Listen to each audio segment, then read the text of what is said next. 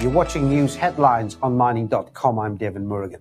President Donald Trump has met with the heads of Rio Tinto and BHP to discuss the stalled Resolution copper mine in Arizona, a project that could supply a quarter of U.S. copper demand for 4 decades.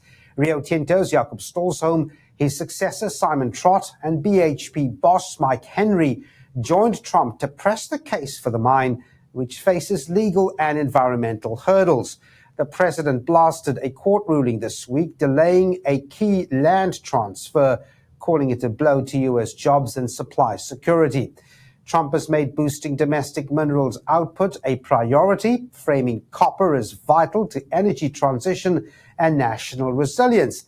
But building mega mines in the United States remains slow and costly, with projects taking decades from discovery to production.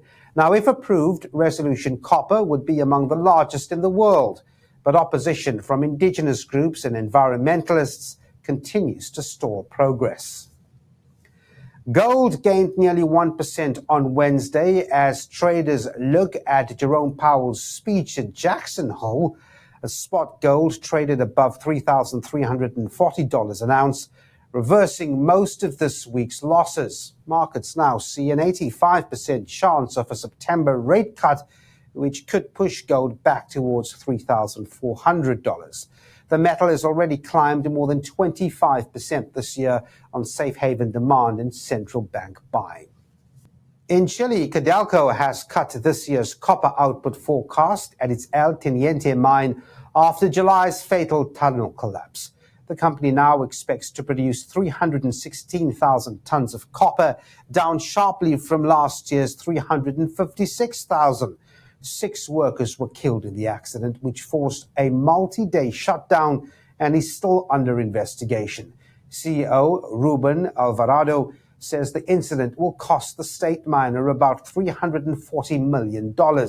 Analysts estimate the loss amounts to 20,000 to 30,000 tons of copper, roughly $300 million in revenue. El Teniente, the world's largest underground copper mine, normally accounts for a quarter of Codelco's production. China has urged Afghanistan to formally join its Belt and Road Initiative after high-level talks in Kabul. Foreign Minister Wang Yi pledged to start mining projects this year and expand mineral production in the country. The Belt and Road is China's flagship infrastructure program, linking Asia, Africa, and Europe through trade and investment. Beijing was one of the first to engage with the Taliban after the U.S. withdrawal in 2021 and sees Afghanistan's location as strategically vital. The talks come as the Taliban seeks global legitimacy, with Russia recently becoming the first country to formally recognize its administration. Excellon Resources has sealed a $7.5 million financing and offtake deal with Glencore to restart its Malay silver mine in Peru. The agreement continues concentrate-backed funding and commits Glencore to buy Malay's zinc-lead output through 2029. Excellon shares rose 5.5% on the news, giving the miner a market value of about 59 million Canadian dollars. CEO Sean Haworth called it a major milestone as the company prepares to bring Malay, a past silver producer, back into operation.